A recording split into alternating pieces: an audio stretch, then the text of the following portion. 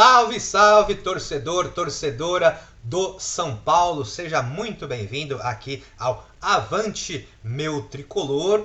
Estamos felizes, né? Estamos felizes. Ganhamos 3-0 sobre o Vasco com uma atuação boa, convincente aí, efetiva, né? Por mais que o Vasco aí tenha tido até maior domínio de posse de bola durante todo o jogo, especialmente ali no começo do jogo, na primeira metade do primeiro tempo, o São Paulo foi incisivo, foi direto, né? E isso graças a quê? Graças às mudanças do Zubeldia. Sim, o Zubeldia tirou, né? Muitos técnicos a gente fala que é teimoso, que vai morrer abraçado com certos jogadores. O Zubeldia mostrou que não.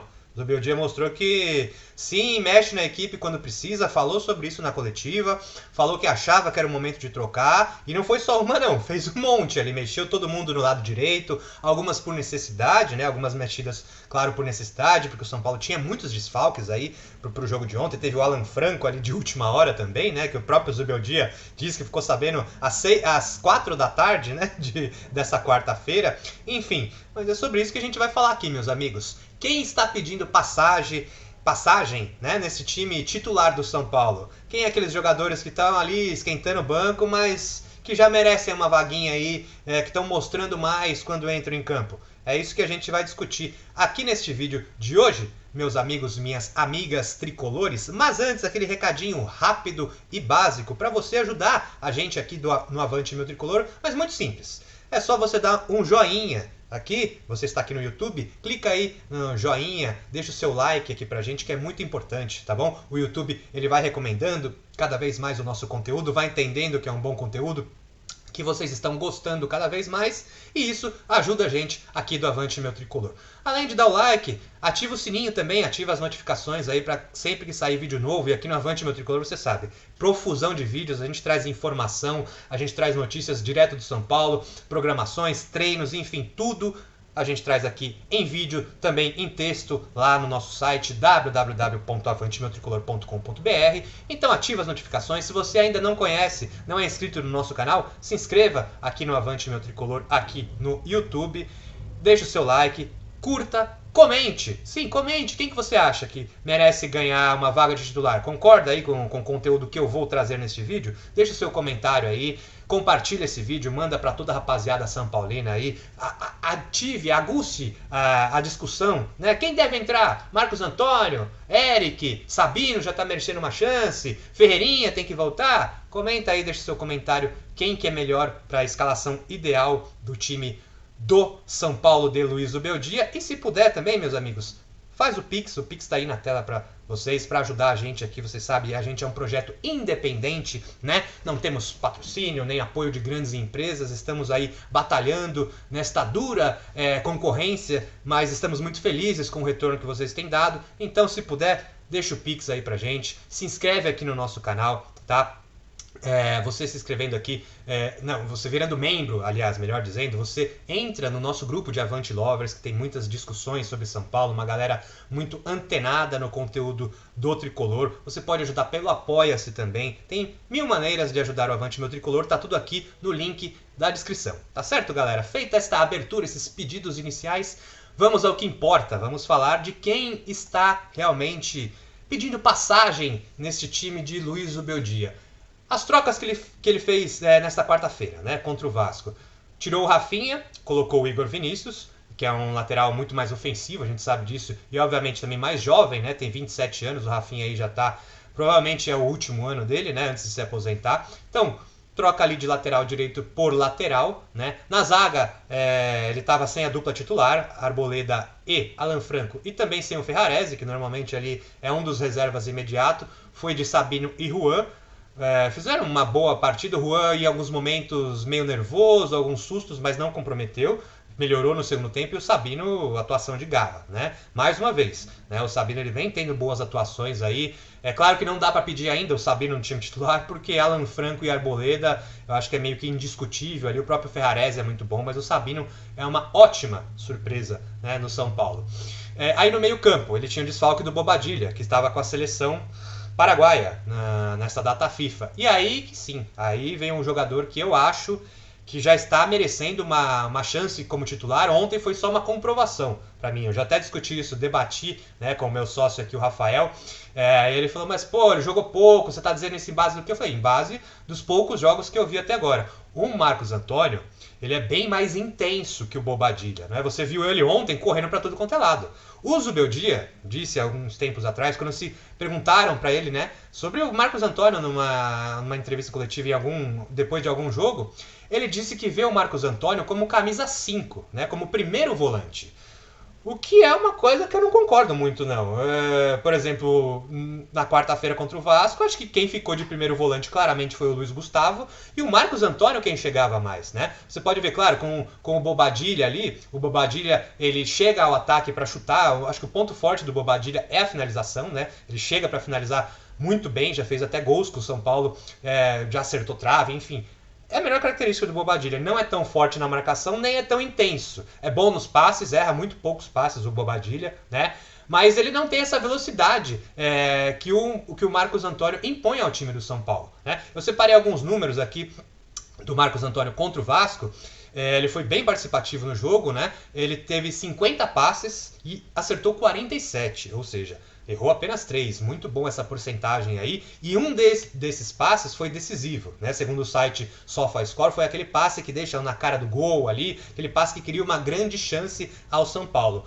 Ele teve uma finalização também, que foi bloqueada ali pela zaga, né? E sofreu uma falta.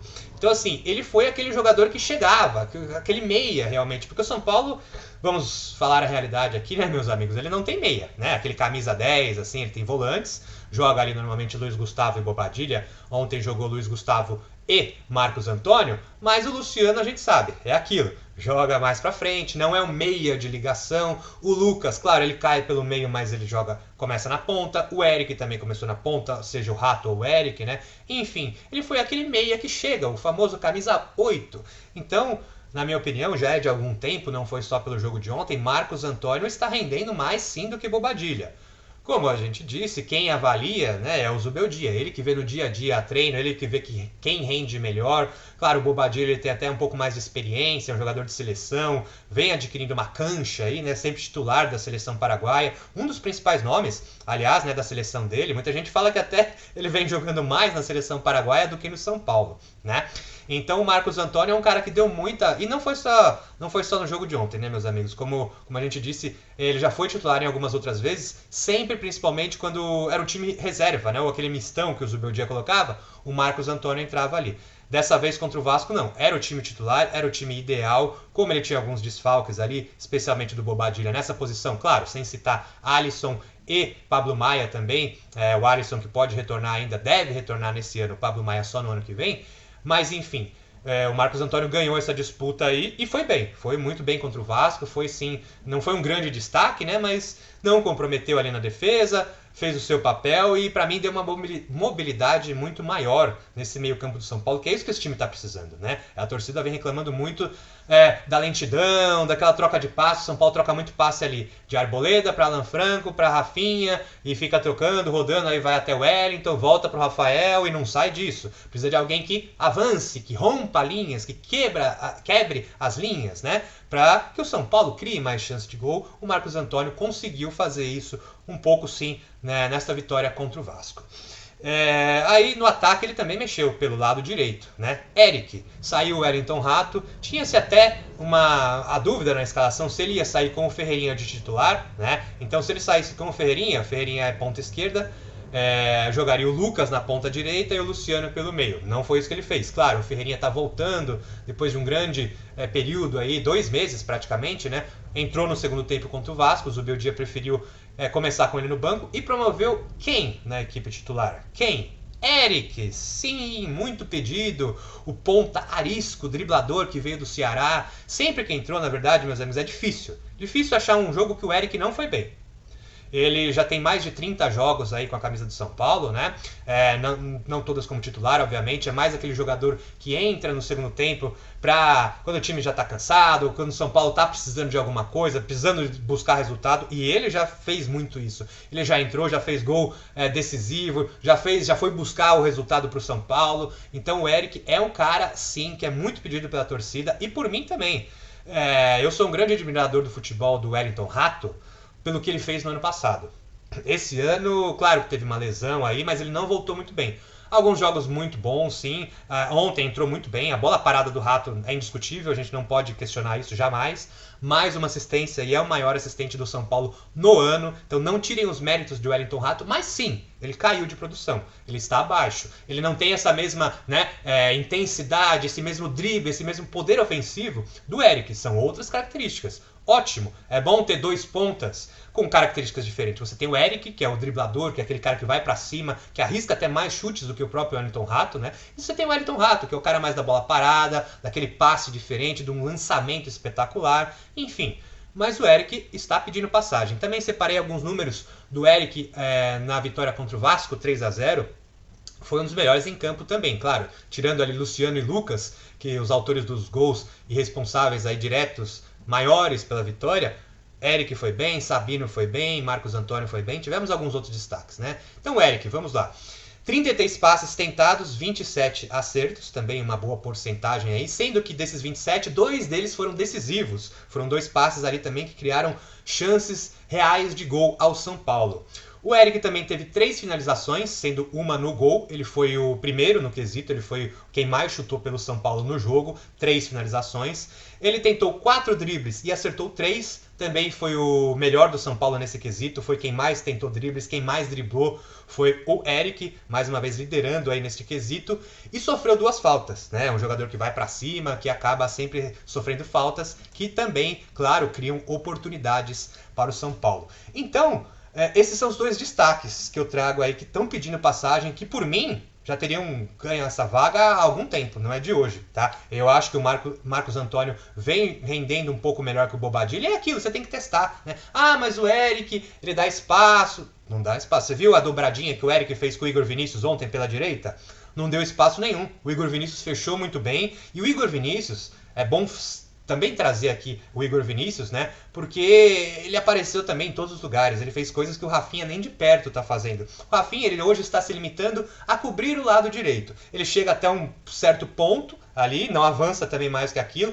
Por poucas vezes, quando ele aguenta, quando tem uma cobertura, ele chega até a linha de fundo, mas o Igor Vinícius não. Tinha hora que ele estava pelo meio, tinha uma hora que ele estava pela esquerda. Eu não sei o que ele estava fazendo, mas ele estava na ponta esquerda. Aí ele foi carregando a bola em direção à direita, que era o espaço dele. Enfim, o Igor Vinícius ele tem esse vigor físico ainda, né? Então ele varia muito. Tinha horas que o Eric parecia o lateral direito, o Eric descendo e o Igor Vinícius entrando pelo meio, né? Então é muito interessante o que fizeram ontem o Eric com o Igor Vinícius. O Igor Vinícius ele sempre dá esse apoio maior ao ponta que está ali pela direita e trabalhou muito bem. Ele trabalha bem com o Eric. Os dois, não é a primeira vez que se entendem ali juntos, né? São jogadores ofensivos, claro, de característica um pouco mais ofensiva que Rato e Rafinha. Quando você tem Rafinha, o Rafinha às vezes até joga de terceiro zagueiro, e o Wellington Rato, por que também ele é muito bem quisto no São Paulo? Porque ele recompõe muito bem, né? Ele já fez até no esquema de 3 zagueiros, ele fez a ala direita, porque ele fecha ali como ala, ele volta para marcar, ele tem também essa disposição. Mas nem sempre assim, muito se fala, não, mas você não pode jogar, às vezes vamos supor aqui, com o Ferreirinha numa ponta, o Lucas pelo meio e o Eric e o Caleri na frente, sacando o Luciano, ou que seja o Luciano pelo meio, o Lucas por uma das pontas, né? Não, o time fica muito ofensivo. Gente, não fica. Você precisa atacar. Você recompondo espaços ali, o Eric, você só fica ali, não precisa voltar tudo. E o Ferreirinha, vocês lembram bem antes da contusão, o Ferreirinha ele estava se matando para marcar. Ele tinha falado disso. Pô, Ferreirinha, você tá voltando para marcar lateral? Pois é, eu tô. Ele é jovem. Então, assim, aí você tem seja um Bobadilla e Luiz Gustavo, ou um Marcos Antônio e Luiz Gustavo, ou um Alisson e Pablo Maia, que seguram a bronca, minha gente. E você vai ter 2 zagueiros ali na sobra, então não tem essa de o time vai ficar muito ofensivo, vai dar espaços. Não. É só você armar direitinho que você consegue escalar no mesmo time Lucas, Ferreirinha, Eric e Caleri, ou Luciano, Lucas, Ferreirinha e Caleri, ou Eric, entendeu? Esse quarteto, ele pode dar essa alternativa. Hoje em dia, praticamente todos os times, vamos pegar um exemplo da seleção brasileira, né, nos últimos jogos, joga lá com o seu quarteto ofensivo, 2 pontas, um centroavante, um homem ali meio que flutuando, e 2 volantes. E quais foram os 2 volantes nessa última apresentação, por exemplo? Bruno Guimarães e Gerson. Gerson a gente sabe que é um meia, que joga às vezes de ponta, é um meia ofensivo, mas que faz muito bem também o papel de volante. Eu gosto muito do Gerson jogando como ele jogou com o Dorival Júnior na seleção de 8, de camisa 8, organizando o time, né? Que obviamente não estou comparando aqui o Marcos Antônio, pode ser o Marcos Antônio, mas melhor ainda comparando, não é? O Alisson sim, já é um nível quase assim de seleção brasileira, quando ele estava ali até se machucar nesse ano.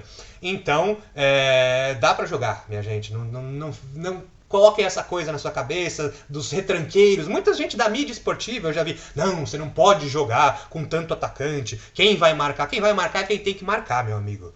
O professor Luxemburgo já falava, Alex, você não precisa marcar. Você fica lá na frente, quando a bola chegar pra você decide. Tá certo? É isso que o professor já ensinava. Mas tem jornalista hoje em dia que tá falando que não. Que o camisa 10 hoje tem que marcar. O camisa 10 não tem que marcar, meus amigos. Quem tem que marcar é o camisa 5, o camisa 8, o 3 e o 4. E os laterais. O resto lá na frente tem que atacar, tá? Vamos parar com esse retranquismo. Vamos parar com essa fechadura, com esse medo. O Luxemburgo já falava, o medo de... Como é que é? O medo de perder tira a vontade de vencer. O medo... Enfim, me enrolei todo aqui agora.